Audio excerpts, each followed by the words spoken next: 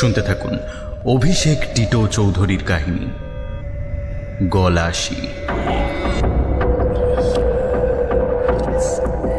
চাপা পড়া অতীত আসলে নিশির ডাকের মতো। যতই চাপা দিয়ে রাখি না কেন, সময় হলে সে ডেকে যায় আমাদের, এবং বহুবার অগ্রাহ্য করার পরেও একবার অন্তত সাড়া দিতেই হয় আমাদের। কি হয় সেই সাড়া দেওয়ার পরিণতি? কোথায় টেনে নিয়ে যায় সে আমাদের? শুনতে থাকুন অভিষেক টিটো চৌধুরীর কাহিনী গলাশি।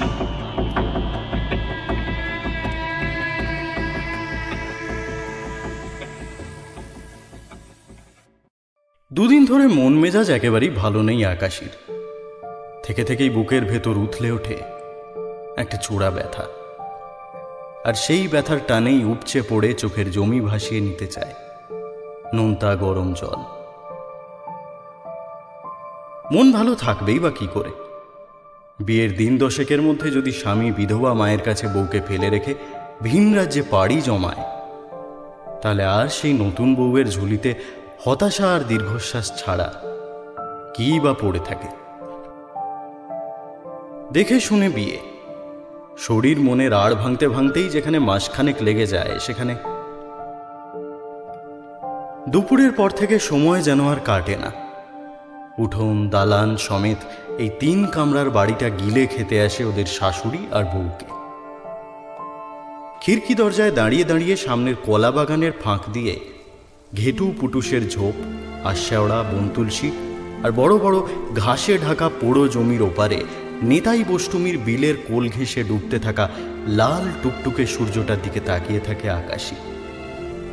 এই বেলা শেষের সূর্যের সঙ্গে নিজের বেশ মিল পায়। পৃথিবী থেকে আগামী 24 ঘন্টার বিরহ যন্ত্রণায় যেন টাটিয়ে উঠেছে সূর্যি মামার গোটা বুক। বিচ্ছেদের তীব্র দাবদাহ যেন ফেটে পড়ছে এই গাঢ় নিষ্কলুষ লাল রঙে।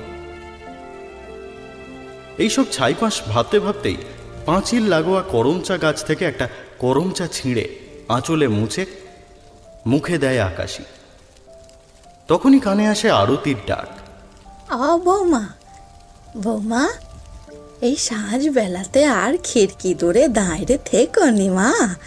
বিলের ঠান্ডা হাওয়া গায়ে লেগি আবার জ্বর চারি বাঁধবে।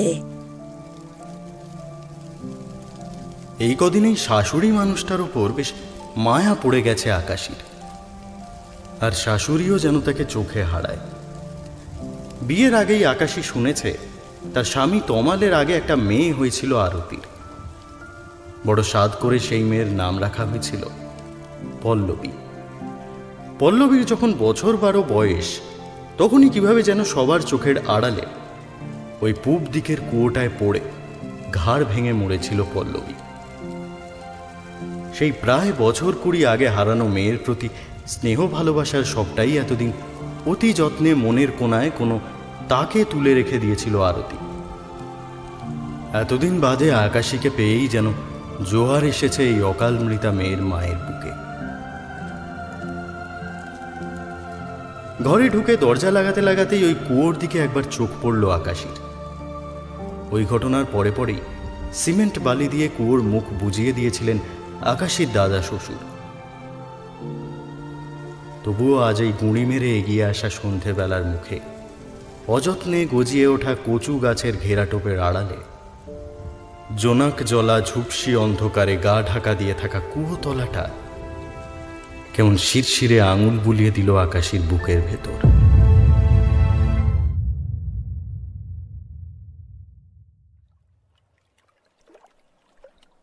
মৌরিহাটা গাঁয়ের শীতলা মন্দিরের পেছনে পুকুর ঘাট। সেখানেই স্কুল ফেরতা রোজ বিকেলে ঠোঙায় ভরা আমশি বা কুলের আচার হাতে করে হাজির হয় আকাশী। জলে পায়ের পাতা ডুবিয়ে বসে আচার খায় তাড়িয়ে তাড়িয়ে। এই তো আকাশী পৌঁছে গেছে পুকুর ঘাটে। কখন যেন বসেও পড়েছে পুকুর ঘাটের 7 নম্বর ধাপে। পা দিয়ে জল ঠেলতে ঠেলতে আচার খাচ্ছে টকাশ টকাশ আওয়াজ করে। কিন্তু বেশিক্ষণ বসা যাবে না। আকাশ জুড়ে বেশ মেঘ করেছে। আনমনে একবার আকাশের দিকে তাকিয়ে মুখ নামাতেই বুকখানা ধড়াস করে উঠল আকাশীর। পুকুর জল কখন এতটা এগিয়ে এলো? পুকুরের ঠান্ডা ভ্রমর কালো জল আকাশীর পায়ের পাতা ছাপিয়ে উঠে এসেছে প্রায় হাঁটু পর্যন্ত। ভিজিয়ে দিয়েছে আকাশীর কচি কলা পাতা রঙের ইউনিফর্মের নিচের দিকটা। না, এ তো ভালো কথা নয়, এক্ষুনি উঠতে হবে। কিন্তু ওঠা তো দূরের কথা, আকাশী নিজের শরীরটাই যে নাড়াতে পারছে না। ওইদিকে পুকুরের জল উঠছে তো উঠছেই, অথচ আকাশীর ঠান্ডা লাগছে না একটু। আকাশীর শরীর পেঁচিয়ে পেঁচিয়ে সাপের মতো জল উঠে আসছে বুক গলা অবধি। দম বন্ধ হয়ে আসছে আকাশীর। আর কিছুক্ষণ এমন চললে এই পুকুর ঘাটেই দম আটকে মরে পড়ে থাকবে আকাশী। কেউ কিছু জানতে পারবে না। মা, বাবা, দিভাই, মঞ্জু, কণিকা, তমাল, কোথায় যেন গেছে তমাল? পাশেই তো ছিল। গলায় চেপে বসা ওজন আর তমালের আদরের স্মৃতির যৌথ আক্রমণে ঘুম ভেঙে গেল আকাশে। ঘুমের ঘোরে আরতির হৃষ্টপুষ্ট ডান হাতখানা গলার ওপর এসে পড়তেই এই বিপত্তি। যতই চোখে হারাক, আরতির শোয়া মোটেও ভালো নয়। একটু হলেই সন্তর্পণে আরতির হাতখানা নিজের গলার ওপর থেকে সরিয়ে দেয় আকাশী। এবার আর ঘুম আসা মুশকিল। তমালের সঙ্গে কাটানো ওই হাতে গোনা রাত কখানার স্মৃতি আর অনেকক্ষণ জাগিয়ে রাখবে আকাশীকে। কিছুক্ষণ এপাশ ওপাশ করে উঠেই পড়ল আকাশী। বাথরুম ঘুরে ঘাড়ে গলায় জল দিয়ে আসলে হয়তো। ঘর থেকে বেরিয়ে বাইরের দালানের আলো জ্বালায় আকাশী। দালান ঘেঁষে উঠোনের বাম ধারে বাথরুম আর চাপাকল। আলো জ্বলতেই বাথরুমের পেছনে নিম গাছ থেকে একটা রাত চড়া পাখি উড়ে গেল ডানা ঝটপটিয়ে। সামনেই বোধহয় পূর্ণিমা। নির্মেঘ আকাশ ভেসে যাচ্ছে ফিনিক ফোটা জ্যোৎস্নায়।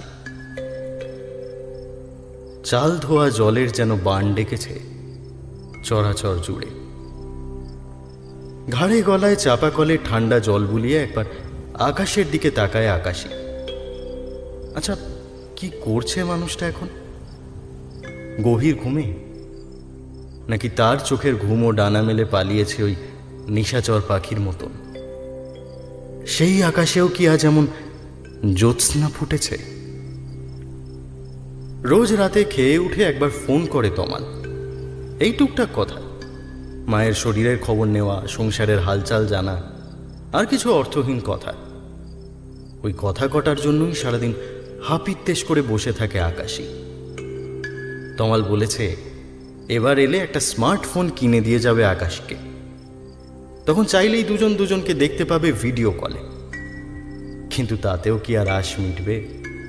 সেই তো মানুষটা দূরেই থেকে যাবে। নেতাই বষ্টমীর বিলের বুকে জমে ওঠা নীরবতা খান খান করে হয়তো আরও কোনো তমালকে তার আকাশীর কাছ থেকে ছিনিয়ে নিয়ে একটা এক্সপ্রেস ট্রেন ছুটে গেল কোনো দূর শহরের দিকে। সেই তাড়নায় পড়িমড়ি করে এদিক পানে ছুটে এলো বিলের বুক ছোঁয়া বন তুলসীর গন্ধে ভেজা শীতল বাতাস। নিজের অজান্তেই বুক ঠেলা একটা দীর্ঘশ্বাস ওই ঠান্ডা হাওয়ায় ভাসিয়ে দেয় আকাশী। শেষ বিকেলে ধামাচাপা দেওয়া নোনতা জল আবার উজান বেয়ে ফিরে আসে আকাশীর দু চোখ জুড়ে। দালানের আলোটা নিভিয়ে দেওয়ালে পিঠ ঠেকিয়ে বাঁধানো শানের ওপরেই বসে পড়ে আকাশী। মিষ্টি হাওয়া আর ঝিঁঝি পোকার এক ঘেঁয়ে ডাকে চোখ দুটো লেগেও আসে তার। তন্দ্রার ঘোরেই ঝিঁঝি পোকার একটানা ডাক ছাপিয়ে মাথার ভেতর সুর করে বলে ওঠে কেউ, তোল তোল তোলনি, রাঙা মাথায় চিরুনি, পর আসবে এখনি, নিয়ে যাবে তখনই। চটকা ভেঙে ধড়মুড়িয়ে উঠে বসে আকাশী। আবার স্বপ্ন? না, এভাবে এখানে বসে থাকা ঠিক নয়। ধীর পায়ে ঘরের দিকেই এগিয়ে যায় আকাশী। যেতে যেতেই একবার পাশের ঘরের আধ ভেজানো পাল্লা দিয়ে ঘরের ভেতর চোখ পড়তেই চমকে ওঠে। বুকের রক্ত ছলকে ওঠে ছলাৎ শব্দে। প্রায় নিঃশ্বাস বন্ধ করেই আবার দালানের আলোটা জ্বালায় আকাশে। কোথাও তো কিছু নেই। তাও নিশ্চিত হতে দরজার পাল্লা খুলে হাত বাড়িয়ে ঘরের আলোটাও জ্বালে না। ঘুম চোখে ভুলই দেখেছে আকাশী। আলো নিভিয়ে আবার পা টিপে টিপে শাশুড়ির পাশে গিয়ে শুয়ে পড়ে, যদিও জানে এবার আর সহজে ঘুম আসবে না। চোখ বুঝলেই চোখের পর্দায় ভেসে উঠবে ওই জ্যোৎস্না চোয়ানো পাতলা অন্ধকারে ঘরের ছাদ থেকে ঝুলতে থাকা, রাতের হাওয়ায় হালকা দুলতে থাকা শাড়ির ফাঁস। আর তার সঙ্গে তাল মিলিয়ে কানে বাজবে অজানা কণ্ঠের সুর করে বলে চলা, দোল দোল দুলুনি, রাঙা মাথায় চিরুনি, বর আসবে এক্ষুনি, নিয়ে যাবে তখুনি।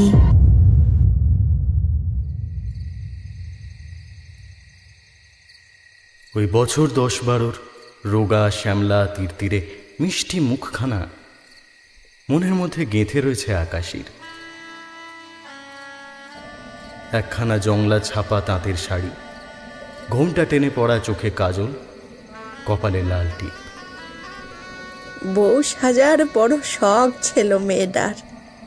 ফাঁক পেলেই একখানা শাড়ি জড়িয়ে খেলনা বাটি নিয়ে বসে পড়ত।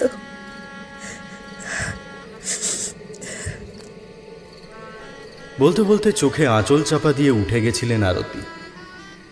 গোটা দুপুরটা আকাশী বসেই ছিল ওই স্টুডিওতে তোলা রঙিন ছবিখানা হাতে নিয়ে। সাধের খেলাঘর ছেড়ে অকালে চলে যাওয়া এক বালিকার প্রতি মমতায় আকাশীর বুকের ভেতরটাও টলটল করে উঠেছিল নেতাই বষ্টুমির বিলের মতো। কোন সুদূর অতীতে এই রেলের লাইন পাতার আগে ওই বিলের ধারে ডেরা বেঁধেছিল নেতাই বষ্টুমি। দরজায় দরজায় কীর্তন শুনিয়ে মাধুকরী করে দুটো ফুটিয়ে খেয়ে দিন কাটত তার। সন্ধ্যের পর গ্রামের মানুষজন টুকটুক করে জড়ো হতো তার ডেরায়। তার আগেই একটা টিমটিমে কুপি জ্বালিয়ে গোপীযন্ত্রের সঙ্গতে গান ধরত নেতাই বষ্টুমি। সেসব কতকাল আগের কথা। তবুও আজ এই নিস্তব্ধ ঝিমঝিমে দুপুরে সময়ের পাঁচিল টপকে আকাশীর কানে ভেসে আসছে নেতাই বষ্টুমির কণ্ঠ, আর তার সঙ্গে তাল মিলিয়ে একটা কুবো পাখির ডাক।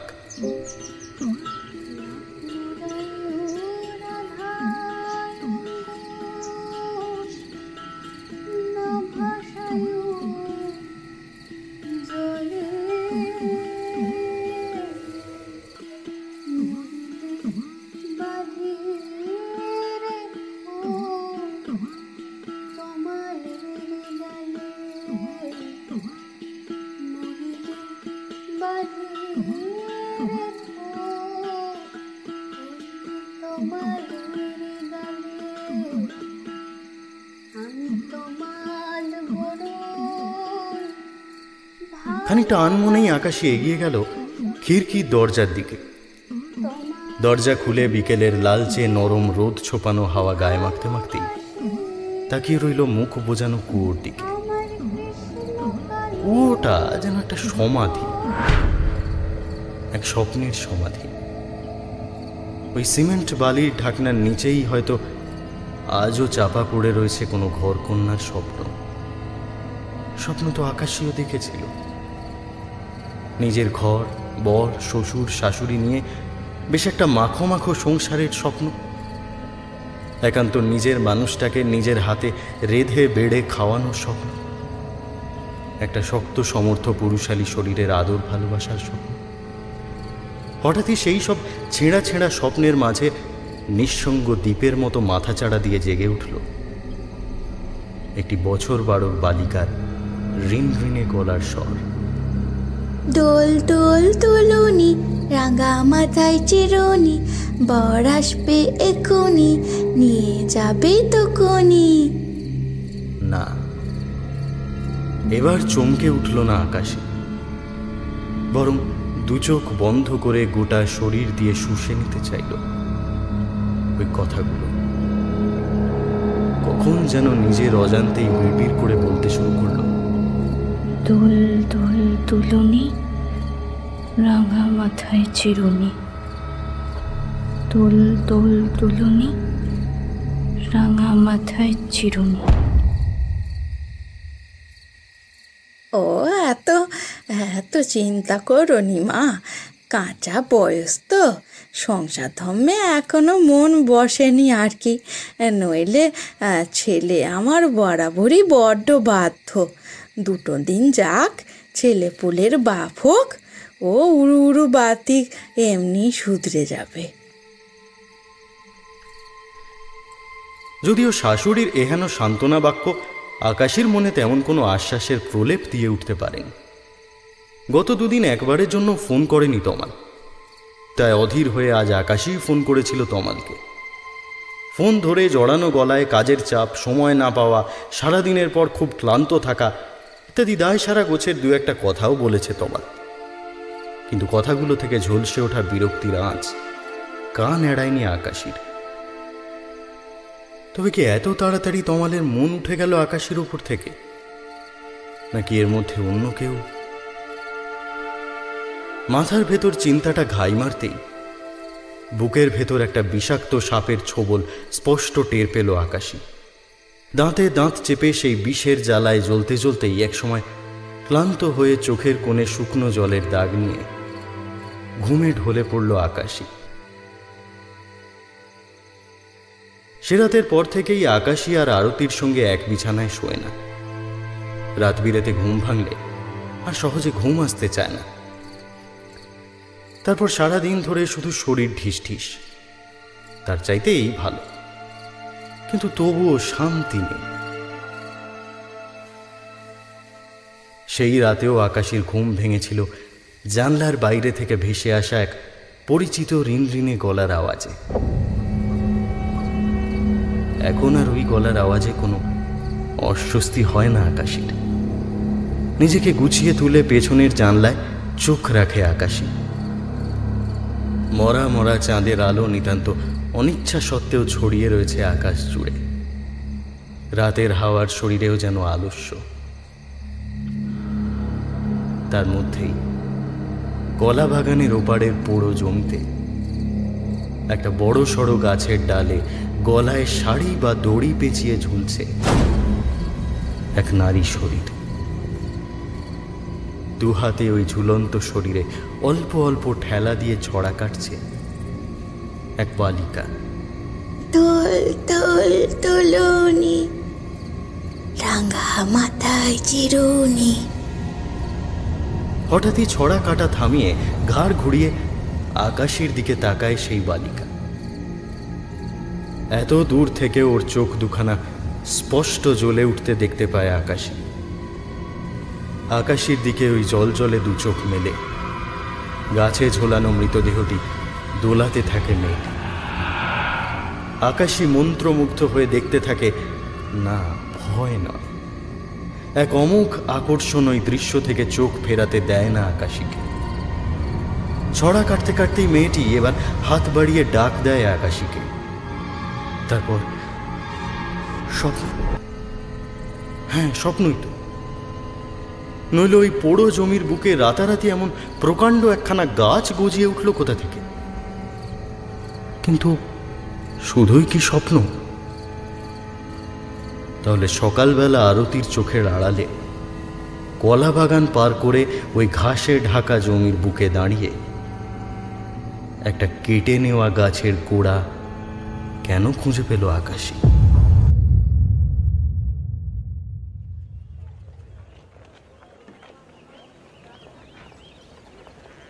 গলাসি। ও মা, কি বলো গো দিদি? কেন, তুই কি এর মধ্যেই ভুলে গেলি দত্তদের ছোট মেয়ে তার কথা? মনে আছে তোর? সে এক গা গয়না, মাথা ভর্তি সিঁদুর। থাক থাক, এই এই ভর দুপুরে আর ও কথা মুখে এনোনি দিদি। মনেরে চোখ টানলে আর চলবে কেমন করে বউ?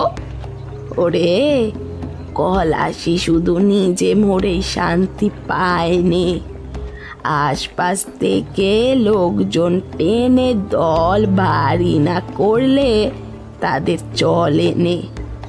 তোর মেয়েটা তো ওই মিতার খুব ন্যাওটা ছিল, সে বেটি তো ওই কচি মেয়েটাকেও রেয়াত করলো নে।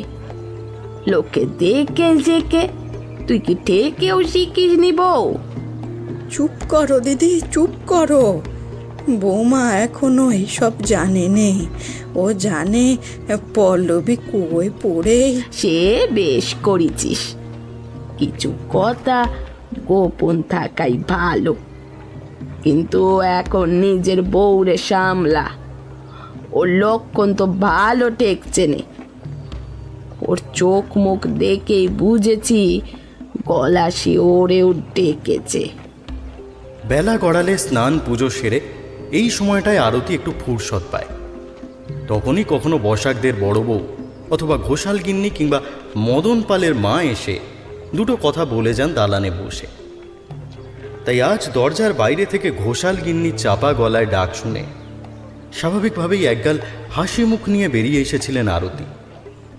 কিন্তু ঘোষাল গিন্নি আজ মোটেও গল্প করার মেজাজে ছিলেন না। সত্তরর্ধ বড় ঘোষাল নাকি কাল গভীর রাতে প্রস্রাব করতে উঠে আকাশীকে দেখেছেন একেবারে বাহ্যজ্ঞান শূন্য অবস্থায় খিড়কি দৌড়ে দাঁড়িয়ে থাকতে। যদিও ঘোষাল গিন্নি কদিন ধরেই খেয়াল করেছেন আকাশীর শুকনো মুখ, চোখের তলায় কালি, ভেবেছিলেন একে নতুন ঘর, তাই বরের বাইরে চাকরি, এই সব মিলিয়েই বোধহয়। ঘটনার সূত্রপাত বছর 20 আগে।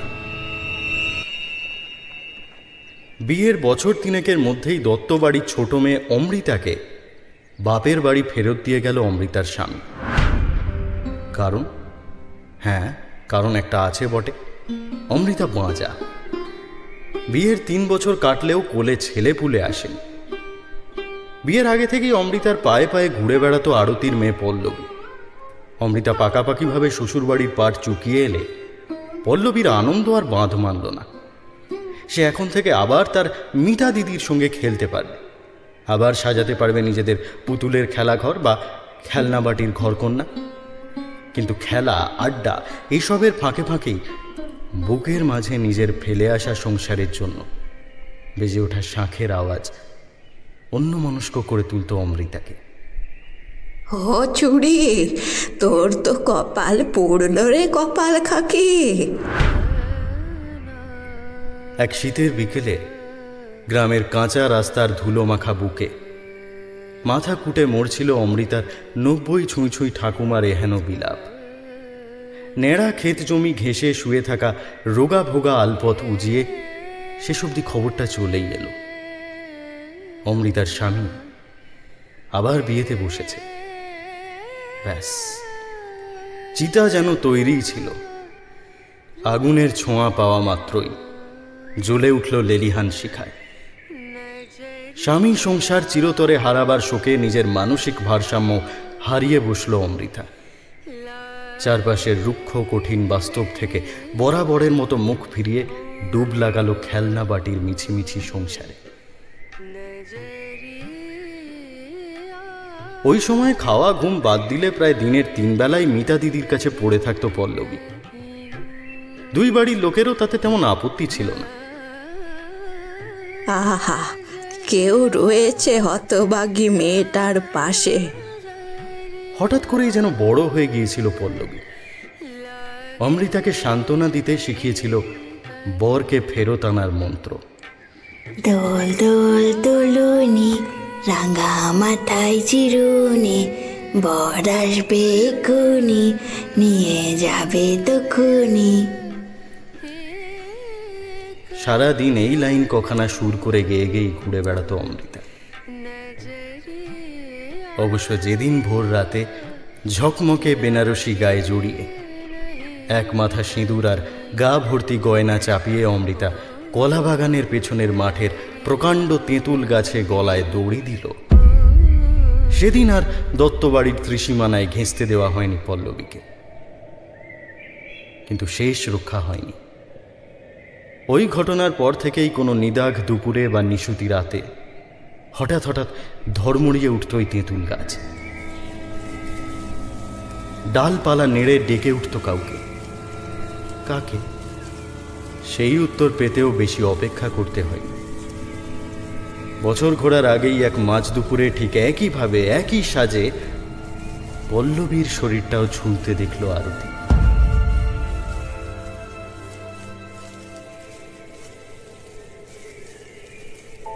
বুকে পাথর বাঁধো বৌমা, লোক জানাজানি হওয়ার আগেই মোরা সরিয়ে ফেলতে হবে এখান থেকে। গলার কাঁপুনি সামলে কোনো মতে বলে উঠেছিলেন আরতির শ্বশুর মশাই ব্রজনাথ গাঙ্গুলি। বিস্ময়ে হতবাক আরতি কথা হারিয়ে ফেলিয়ে চেয়েছিল নিজের শ্বশুর মশাইয়ের দিকে। গলাশির নজর পড়েছে পল্লবীর উপর। ওই অমৃতাকে গলায় দড়ি দিয়ে গলাশি হয়েছে, ভুলিয়ে ভালিয়ে ঢেকে নিয়েছে আমাদের ঘরের মেয়েকে। হায় মা বিপদ নাশিনী, যে আমি ত্রিসন্ধ্যা আহ্নিক না করে জলস্পর্শ করি না, সেই ব্রজ ঠাকুরের নিজের ঘরে এমন অভিশাপ।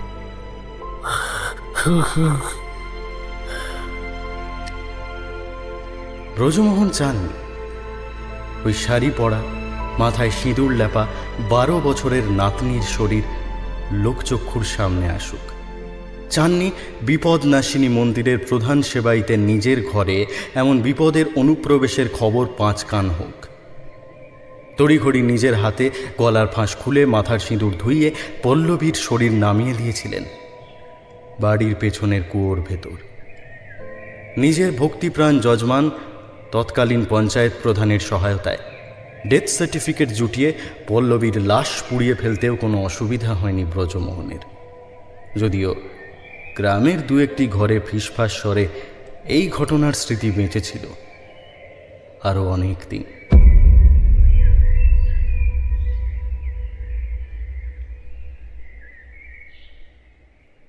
শাড়ির পাড়ে লেগে থাকা চোর কাটা ছাড়াতে ছাড়াতেই ঘোষাল গিন্নি আর আরতির কথা কানে এসেছিল আকাশীর, যদিও তাতে ভাবান্তর কিছু ঘটেনি।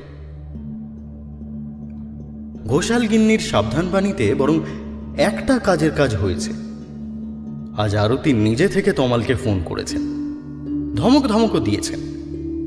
তার ফলশ্রুতি হিসেবেই তমাল আজ বেশ খানিকক্ষণ ধরে কথা বলেছে আকাশীর সঙ্গে। খুব তাড়াতাড়ি আসার, এসে মা বউ নিয়ে কলকাতায় ঘুরতে যাওয়ার আশ্বাসও দিয়েছে। যদিও তাতে আকাশীর বুকের ক্ষতে জন্মানো নেতাই বষ্টমীর বিলের মতো টলটলে ব্যথায় এতটুকুও প্রলেপ পড়েনি। এসব ছেলে ভোলানো মিষ্টি কথা নয়। সে তো সংসার চেয়েছিল, স্বামীর ভালোবাসা চেয়েছিল, সুখে দুঃখে পাশে থাকার অধিকার চেয়েছিল। চলো না মা, আজ রাত্রিরে না হয় আমার সাথেই ঘুমোবে। আরতিও অনেক পীড়াপিড়ি করেছিল রাতে তার সঙ্গে শোবার জন্য। না, ওখানে শুলে আমার ঘুম হয় না। নিজের কালি পড়া চোখ দুটো শাশুড়ির চোখে রেখে ঠান্ডা গলায় বলেছিল আকাশী। এই দৃষ্টি আর কণ্ঠস্বর দুটোই আরতির অচেনা। তাই বাধ্য হয়ে আর কথা না বাড়িয়ে আকাশীর সামনে থেকে সরে গেছিল আরতি।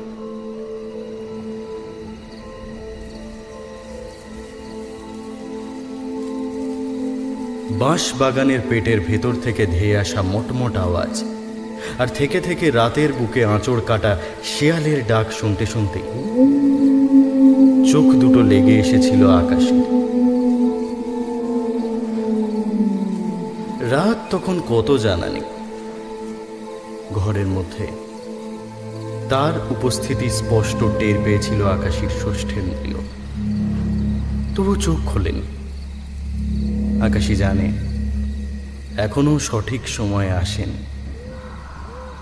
ময়াল সাপের মতো দীর্ঘ একটা অপেক্ষার মুহূর্ত কাটানোর পর অবশেষে কানে এসেছিল বহু প্রতীক্ষিত সেই শব্দ, সেই মন কেমনিয়া সুর। দোল দোল তুলো রাঙা মাথায় চিরুনি, বর আসবে এক্ষুনি, নিয়ে যাবে তখুনি। চোখ খোলার আগেই এক চিলতে স্মিত হাসি খেলে গেল আরতির ঠোঁটে। ধীরে ধীরে চোখ মেলতেই দেখল মাথার উপর বাঁশের আড়ার ঝোলানো শাড়ির ফাঁস গলায় বেঁধে দুলছে একটি বছর 12 চেনা মুখের মেয়ে। পরনে শাড়ি, মাথায় কপালে সিঁদুর, চোখে কাজল আর ঠোঁটে আকর্ণ বিস্তৃত হাসি। সেই হাসি মুখেই মেয়েটি আউড়িয়ে চলেছে সেই অমোঘ 4টি লাইন। দোল দোল দোলনি, রাঙা মাথায় চিরুনি, বর আসবে এক্ষুনি, নিয়ে যাবে তখুনি। আকাশীকে উঠে দাঁড়াতে দেখেই দোলা থামিয়ে শাড়ির ফাঁস খুলে নেমে এলো মেয়েটি। তার চোখ দুটি উৎসাহে জলজল করছে রাতের তারার মতো।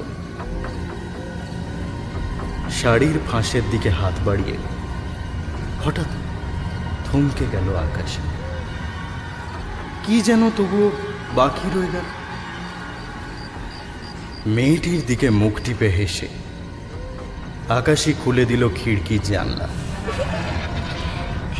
বাইরে ঘষা কাঁচের মতো রাতের বুকে পাল তুলে ভেসে আসছে নেতাই বষ্টমীর গলা।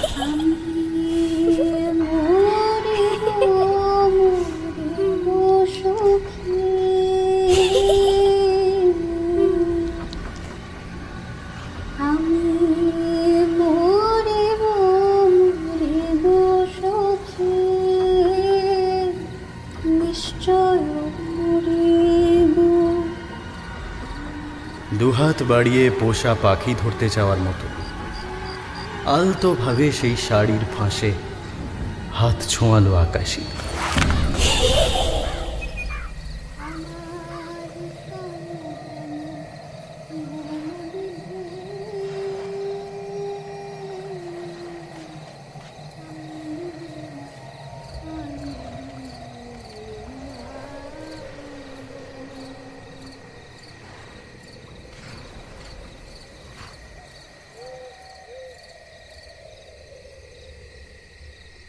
দুদিন আগেই বৃষ্টি হয়ে গেছে।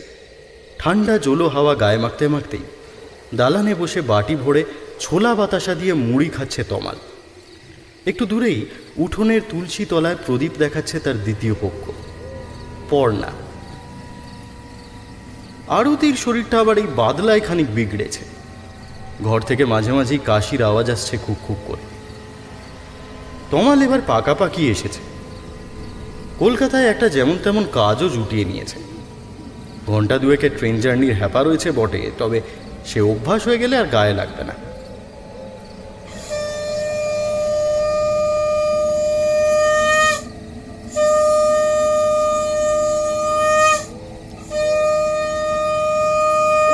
তুলসী তলায় শাঁখ বাজিয়ে প্রণাম করে তমালের পাশে এসে বসল ওর নতুন বউ। বলছি, 2 কাপ চা বানিয়ে এসে বসো না, দুজনে মিলে বেশ গল্প করতে করতে খাই। কপট রাগের ভ্রুভঙ্গি করে পাশ থেকে উঠে গেল পর্ণা। আহা, এই না হলো সংসারের সুখ। বড় শান্তি আজ তমালের মনে।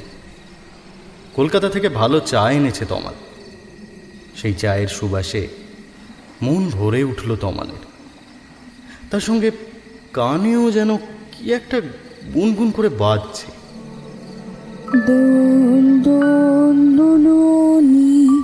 পর্ণা গান গাইছে নাকি? রাঙা মাথায় চিরুনি, হ্যাঁ তাই তো। বর আসবে এক্ষুনি, কিন্তু এটা কি গান না ছড়া? নিয়ে যাবে তখন